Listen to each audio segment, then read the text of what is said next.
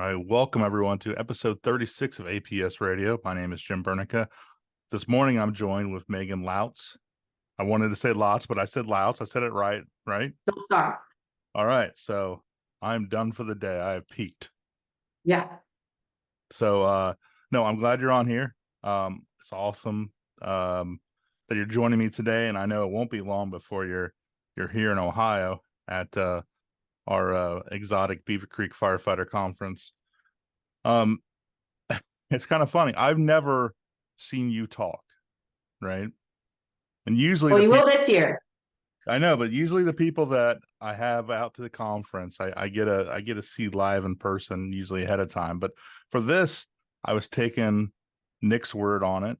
Nick saw you in Florida last year. And then he also mentioned that I should ask Stephanie about you to kind of vouch for you. And I remember reaching out to Stephanie and said, what's the deal with this Megan girl? And she goes on to tell me that the first time she ever met you, you were with the recruits and you were dressed up as bacon. Yes, that sounds about accurate. Yeah. That was my Halloween costume. I had a sign that said eat more kale. So it was like Chick-fil-A kale, but firefighter edition. Yes. So, but like as soon as she said that you dressed up as bacon and that you were just different. You actually got us as That's first. the word for it. And Steph told me if you're going to have anybody at your conference talk about nutrition, it was you. So that's very kind of her. Yeah, she spoils me. yeah. So let's back up now that we've kind of set that up of how, I got to knowing you, and I know I'll be able to see you live in person later this year. But how did all this even come about? How did you end up becoming a dietitian and personal trainer for a fire department? Yeah, so initially I thought I was going to be a sports dietitian, maybe working for a sports team. My first job was at Northrop Grumman as a corporate wellness dietitian. And I was like, oh my God, this is amazing. I'm just going to stay here forever. And then they laid us off like a year later. So I got lucky and I just kind of fell into a position. It was a wellness program manager position with Montgomery County Fire, police, public safety in general. And they, for the most part, fire and police just took really well to me. And I think it wasn't because necessarily my personality, but more of like, I was like, okay, well, you have the CPAT. So maybe I should take that and see if I can pass it. I should probably do a 24-hour shift. I should do and try and feel the job and understand the job, because while I'm an expert in nutrition, you guys are an expert in your jobs and in your lifestyle. And if I just, continue to rant on about my plate and getting 7 to 9 hours of sleep a night, I would have missed the boat entirely. So I think for me, like for a civilian who's never had a firefighter in her family, I'm married to an IT guy. Like I really needed to understand the job before I started going on my nutrition tangents. And that's how I've tailored my nutrition stuff since. So yeah, I think by doing so, that helped me really build the rapport. It helped me learn the language. It helped me learn that if I add in some profanities, it seems to engage the firefighters a lot more. Plus, it's really interesting to see your faces when you find out I talk back. So yeah, that's how I got here. That's good. That's good. We need somebody that, first of all, like you did, and to come in and actually like really invest some time and energy into figuring out what we do and how we do it. I think that that's huge what you did. That's what everybody should do when they're getting on a fire department, whatever the position is. And then to talk like us. I mean, that's another big thing. Yeah, absolutely. Usually catches you guys pretty off guard. You're like, oh, we'll bring the little blonde lady to the station. It couldn't go so bad. And then they're like, oh, geez. She's she's feisty. Yeah. She can hold her So, own. That's yeah, you good. have to. That's good because we will, and I'm speaking kind of for all of us, because I've seen it before. Like we'll run over people that will not stick up for themselves or not fight. I mean, we almost, in a weird way, we tend to test outsiders. Yes. And did that happen to you? Did you feel that was happening? Yeah, but it Different definitely departments. so the challenge with diet like part of the reason I think that dietitians don't do very well in the first responder space is you guys, one, already have kind of a negative perception of us, or you've had dietitians come out and try in the past who were like vegan and they ran marathons and they just couldn't understand that like talking vegan marathon lady is only going to hit maybe like 2% of the first responder population. You know, you guys like your meats most of the time you're not there's not a whole lot of endurance athletes while there are some and it just misses the boat. You know, they come in dressed like HR in their fancy dresses and you're like, you know, that you guys clam up immediately. Compared to if someone comes in dressed like a strength coach, throwing some profanities around when appropriate, and you know, bringing snacks. With you know, bribery is always important. So I think that's part of the reason that I've found success is just really tailoring the approach. And every time I made a mistake, I said, "Okay, I made the mistake. How can I make it better?" And I've made a ton of them. I just kept hanging around. Yeah, no, that makes sense. You mentioned bringing snacks, bribing them. That is always, I think, been key to getting allowing visitors to even enter the firehouse. But a lot of times those snacks are, your donuts or cookies or whatever crazy stuff. What are you actually bringing in? I'm just curious. Yeah, so what I've kind of perfected it down to is either smoothie demos, wrap demos, or dinner demos. And the reason for that is like when you go to a fire station, at least most of them, they don't have like an AV system. Like they don't have presentations and PowerPoints, and you guys have the ADHD. So if I just come out there with the presentations and the PowerPoints, you'll be asleep in about 5 minutes. Now, what I do is I usually make the smoothie. I have little talking points during that smoothie, like here's the peanut butter, here's some things on peanut butter, here's the spinach, here's some thing on spinach, whey protein, here's some things on whey protein. Um, and then you guys get to try a smoothie, and I can kind of weave my tangents in and keep your attention with snacks. Um, so yeah, I usually stick to the Reese's smoothie, the berry smoothie, buffalo chicken wraps. And then dinners, I do a Cajun chicken pasta. So all of this stuff is like not super dietitian sounding. It's not kale and quinoa. It's like healthier versions of stuff that's portable, quick and convenient that you guys can take on the go with a predictably unpredictable job. Perfect. And for the members of your department, um, I imagine if they wanted one-on-one, time with you, that's part of the services that you provide, right? I imagine. Correct. So yeah, so currently I'm with Fairfax Fire and Police. So that's about 1,400 firefighters and 1,600 police officers are now under me. So a majority of my time is actually spent doing one-on-one coaching. So about 15 to 20 first responders a week, and then 3 to 5 presentations, smoothie demos, that kind of thing a month. The individual coaching is pretty time consuming, as you can imagine, but it's very effective. Um, to get people where they need to be. It just takes probably a little longer than the Nutrisystems and the keto and the carnivore and all those other fad diets, but they're more sustainable. Were you the first dietitian for Fairfax, or was there somebody ahead of you? There was a dietitian prior to who was like a contractual dietitian, but she just wasn't the right fit. You know, maybe a little too nuts and seeds, sticks and berries kind of vibe. Um, so it, ended up fizzling out a little bit, but yeah. Okay. I was just curious if you were the one that kind of walked in there and like had to start from complete scratch, or it sounds like you still probably had to do that to some extent. Yes. Yeah, so there's no roadmap for first responder dietitians. I know about 3 to 5 across the country who might work full time for a department. Yeah. Um, very few and far between. And part of it is we haven't really figured out how to demonstrate return on investment as well as athletic trainers and physical therapists, right? Like they can say, we have workers' comp data that shows we are somewhere between a 6 and 10 times um, investment per dollar. That's not the right word, but the return on investment is very high. For me, it's primarily weight loss, body composition improvements, helping with cholesterol, type 2 diabetes, and other medical management, which I think a lot of people don't realize that that's why dietitians can be different than nutritionists, unless you're a certified nutrition specialist.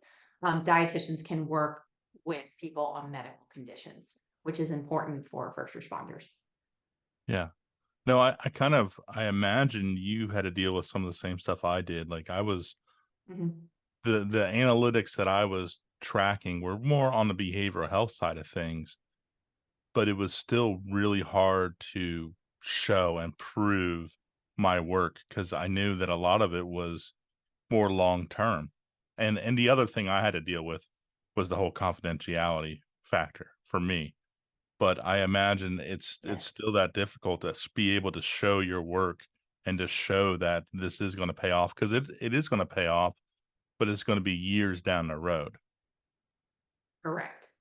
And there's going to be speed bumps, right? I mean, if I'm working with a first responder and now they're getting a divorce, the bar is going to be a lot lower. They're not going to see progress as fast typically, because their life has completely exploded.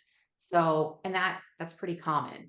And also confidentiality is a big thing for dietitians as well. I mean, I I try not to until someone says, "Hey, oh hey Megan, I've been working with you for a while." I'm not going to address someone as such, because diet is also pretty private for first responders, and there is some HIPAA compliance, especially on the medical side. So I try to keep things very guarded with who I'm Yeah. working with. No, that makes sense. Do you also work with the recruits for the police and fire? Yeah, I work with recruits and like CPAT candidates a lot more in Montgomery County. Fairfax, it's been a little bit more challenging, with just depending on who's in charge and stuff like that. But yes, I actually have a whole nutrition academy for recruits that I sell through my business, Rescue RD. And it's literally tailored to here's how you eat for the academy so you don't die. Here's how you eat nutrition, just basic 101. Here's how you eat EMS to fire, because EMS to fire is completely different animal. And then here's how you eat in the firehouse. So everything that I have is like really tailored down to make it easier for first responders to do a little bit better. Whether that's non-perishable foods, frozen foods, I have a whole handout called Go Bag Grabs. All of that stuff is tailored to make it easier to eat on the go when you just don't have the time. That's awesome. And you can, if you're able to do that early on from the start, I mean, they have that education then from out, and you're kind of setting them up for success. Well, and they have that built-in relationship, right? So if I come out and they already start to feel comfortable with me, I'm not the scary vegetable lady who just told them to eat kale throughout the whole academy, and some of the recommendations worked for them, then they usually feel comfortable because we do see, on average, I've seen up to 20, not on average, up to 20 pounds gained in the 6 months after the academy. Because you send them to those busy stations. It might be a brats and tots station that doesn't really eat super healthy. And they just have trouble adjusting. So at least that barrier is reduced, and that expectation's in place. We have a dietitian. It's important. It actually works. It helped me prevent feeling like garbage in the academy. My muscle soreness went down. Those kinds of things. Nice, nice. Now, I wanted to this kind of out of nowhere, but I wanted to share a quote. I'll share the quote to see if you know who it is, but I think it kind of builds on that, just everything you're doing. So here's a quote: "If I knew I was going to live this long, I'd have taken better care of myself." You know who that is? Don't know who that is, but I'd imagine that's pretty relevant for a lot of people once they're a couple years into retirement. Well, it's actually, so this quote is from Mickey Mantle, who was a big time, and when he's referring to this, he's referring really to his alcoholism. He had a big, long fight with that, and it cut his life short. But looking back now at being retired, and now just everything that I'm dealing with, like last week, a week ago today, I was told, "Hey, you're diabetic." Um, I really feel like with everything I've had going on, like none of it was like acute. It's all been built on of just decades of abuse of me treating my body like crap. And here I am now then trying to just fix it and continue to stay alive, So um I do think, I preach a lot about the cancer and the behavioral health, but this is all part of that too. If you're able to actually take care of yourself early on, it all matters later on. Everything we're doing early on in our life is going to catch up to us. And we don't really think that way when we're starting the job, because we end up having to feel like, and I'm going on a little bit of a soapbox, but we have that feeling of invincible. Nothing is going to happen to us.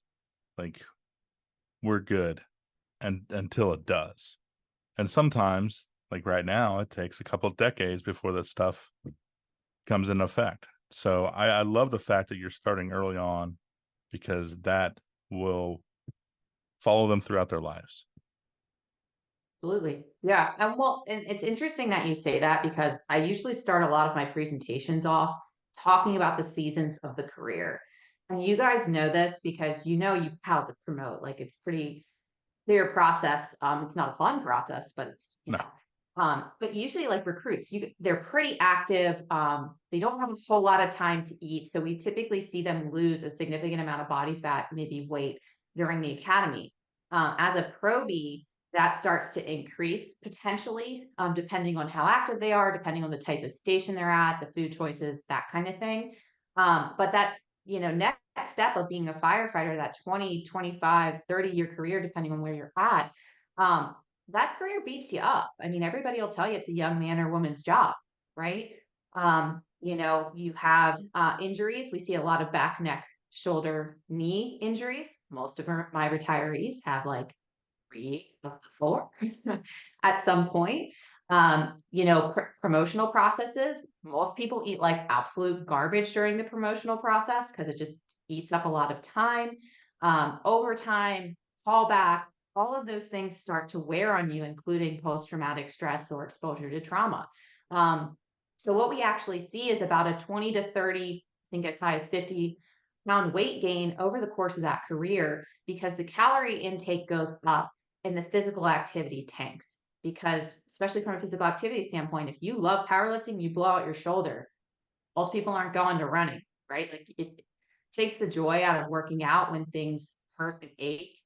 And then the nutrition, sleep deprivation. We see a 24% increase in appetite just with one night of bad sleep. There's an 18% increase in leptin, the hunger suppressing hormone, and a 28% increase in ghrelin, the hunger stimulating hormone. So we see this significant jump in high sodium, high sugar, portion size after someone's had a bad night of sleep. And if you're at one of those stations where you're running 4 calls after midnight on a regular basis, you can see why people or firefighters see this significant weight gain over the course of the career. And a lot of people just say, oh, well, you just need to suck it up. You signed up for this, you're the firefighter, you're supposed to protect your community, you need to just suck it up and deal with it. But try telling that to someone in the middle of a divorce or, in the middle of, PTSD, like a kind of flare up or whatever you want to call it.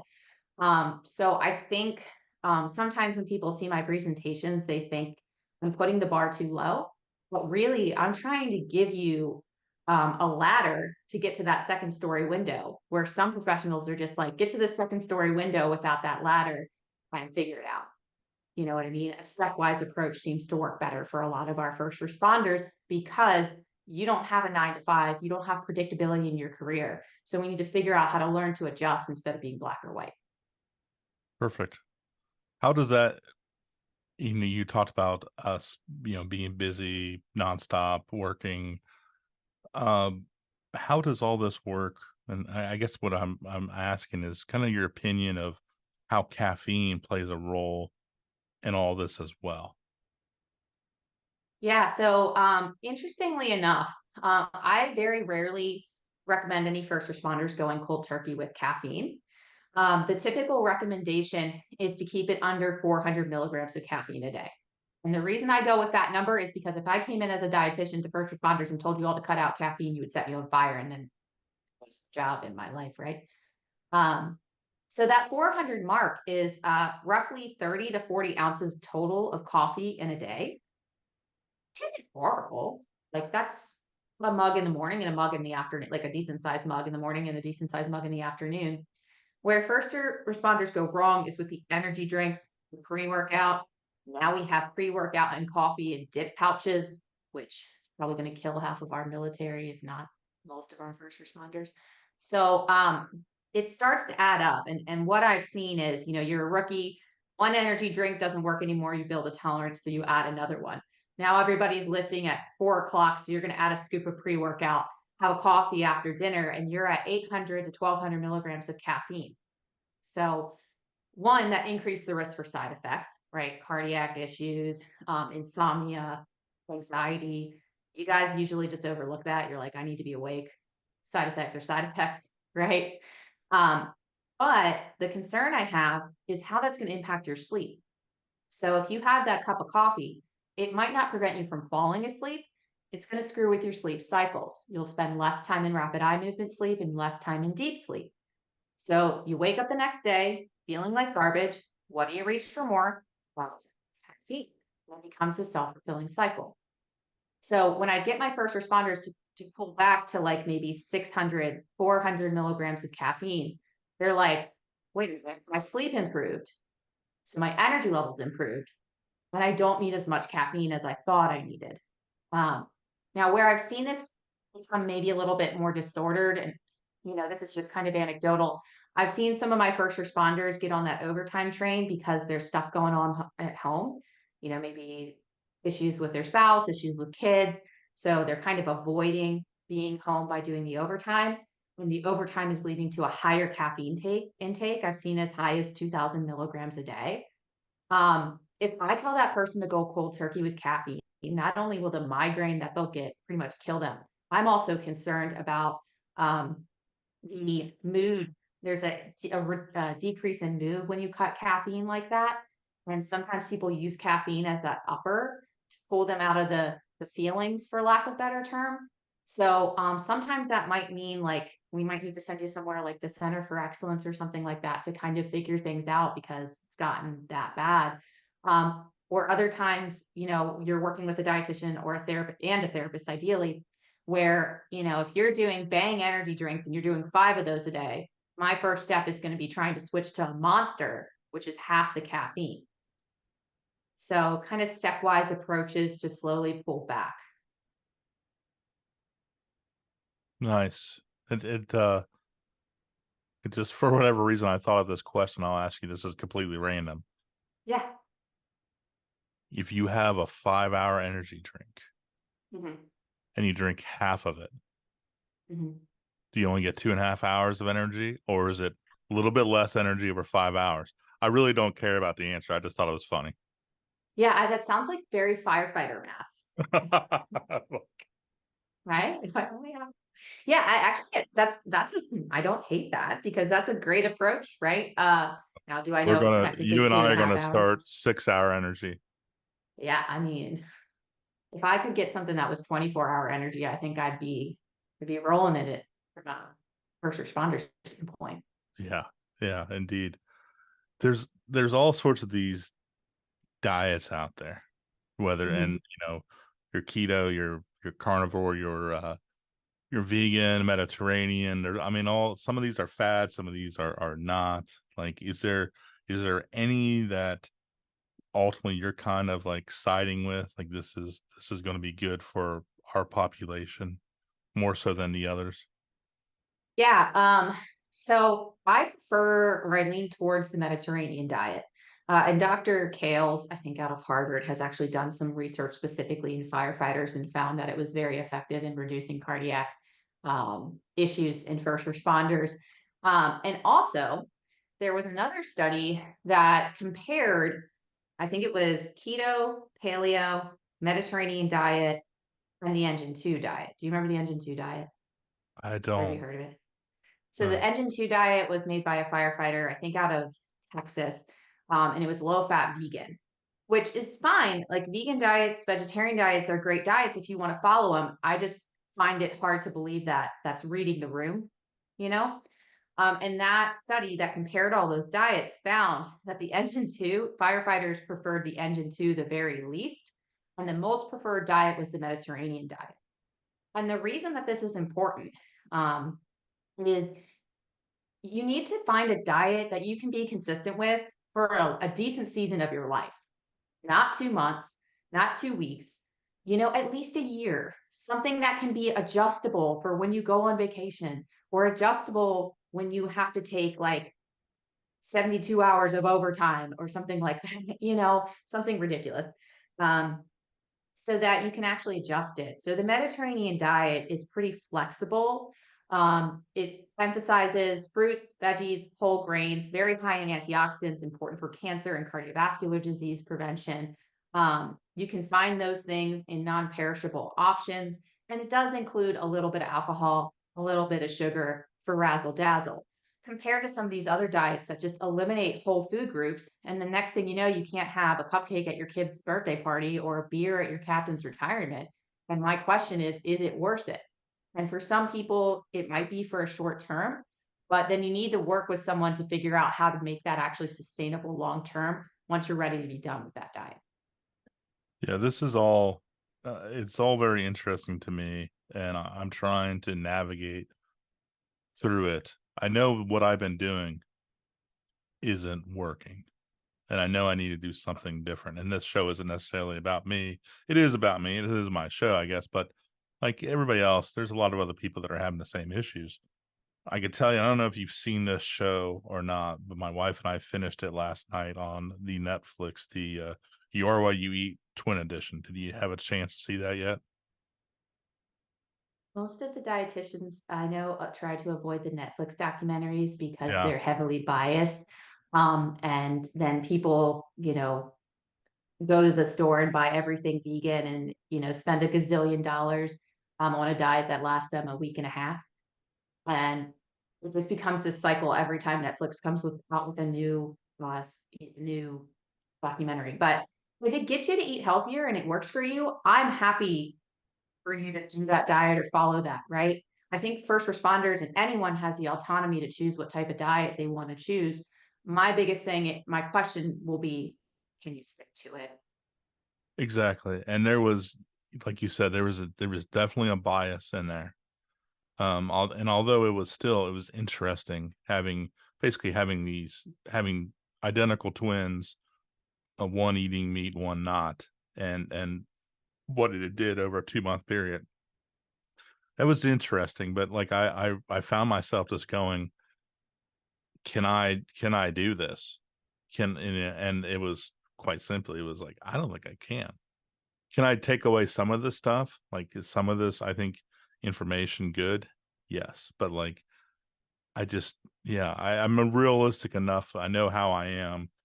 I know what's going to work and what's not going to work.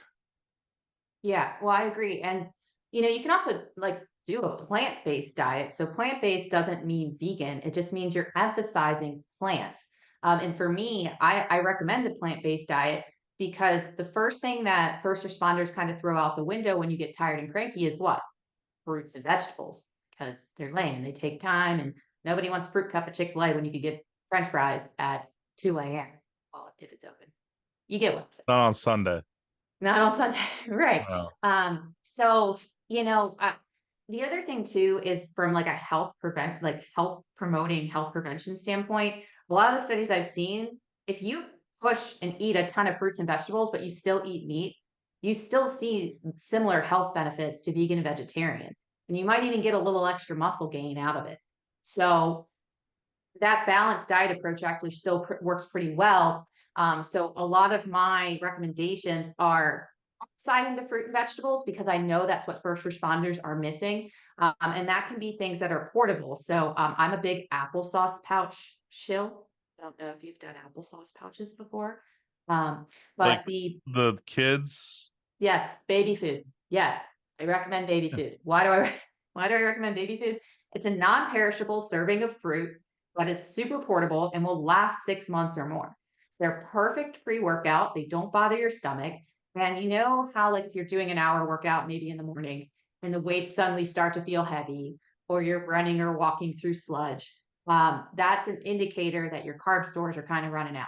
So if we put an applesauce pouch or two at the beginning of the workout, the workouts improve, the energy levels during the workouts improve.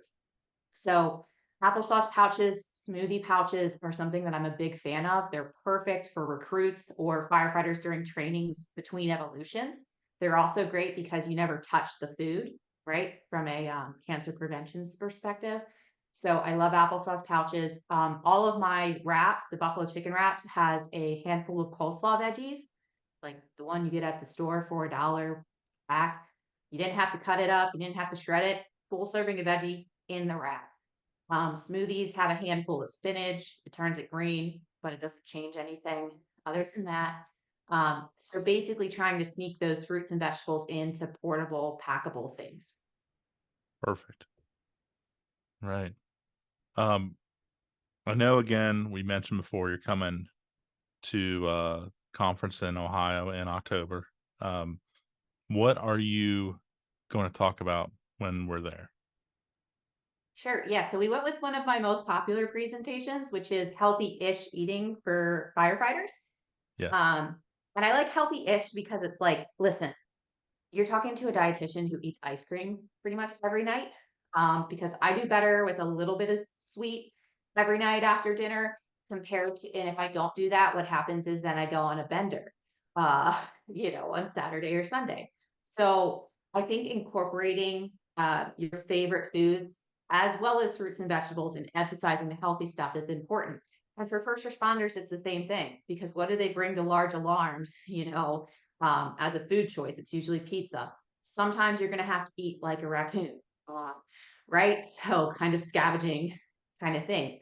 So healthy-ish eating for first responders just basically shows you how to eat when you don't have time, money, or energy, and how to pick better choices when you have the opportunity to do so, and how to plan so that you have things available when you do get stuck on a call and it's like a 4-hour gas leak and you haven't eaten lunch.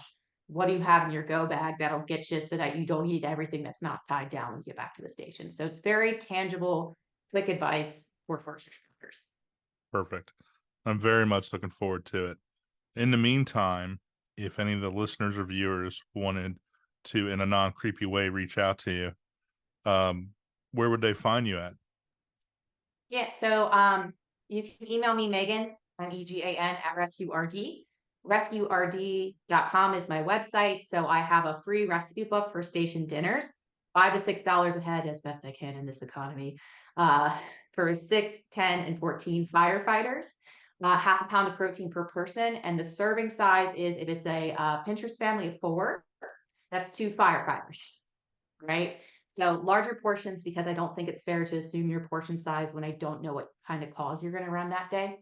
That's available. That has the Cajun chicken pasta, which is a favorite. And then I'm on Instagram and TikTok at rescue.rd, and I post 6 times a week on firefighter nutrition. So you're take Sunday off just like Chick-fil-A? Yes. I try. Listen, I can't do 7 days a week. I can't do it. It's hard. It's hard enough. The social media thing. I've, you know what? I'm amazing at MySpace still. I should probably reinvest. I don't even want to see what mine looks like. I would have been like 13. I got a pretty good following on OnlyFans. Oh, okay. Yeah, that probably wouldn't work out so well for me. Well, I mean, it's Or would it? just my feet, so nobody really knows. Hey, you got to make your money somehow. Hey, fixed income now. I support it. Yeah. Right. We should end on that. Oh, I'm gonna get fired for my free job here. Listen, got to keep them interested somehow. That's right. That's right. So you're Megan and I am Jim. Come join us live in Ohio in October. That's going to be exoticbeavercreek.com is the website. That's not a naughty website. That's actually our website. It's funny. Wrestling themed, pro wrestling. Remember that? Who you gonna dress up as? We got far. Probably bacon. Yes, it's oh yes. Not the first time I brought my bacon costume to a conference, so don't tempt me. That's fine. We've had Pat Kenny with a Superman cape, so you'll fit in good. I can add a cape. Aaron Zamzow last year wore like a flight suit, and he went as Maverick. Oh, so it's encouraged to wear the bacon costume at my healthiest eating for firefighters because that would Yeah, be easier. I wouldn't have to do my hair. I think so. I mean, it's the Yeah. thing. Like the conference itself is it's serious topics, but yet we try to have fun. Yeah, I don't know how serious they could take me with 60 minutes in a bacon costume based off of the time I've worn it for Halloween, and my clients are like, can you at least take the hood part off? We'll figure it out. We'll We'll go from figure it there. out. Yeah. We're gonna have silly stuff aplenty. So, but anyway, she's Megan, and I am Jim, and I'll let her get out of here and have the rest of her day. Talk to all you listeners and viewers next month. Thank you.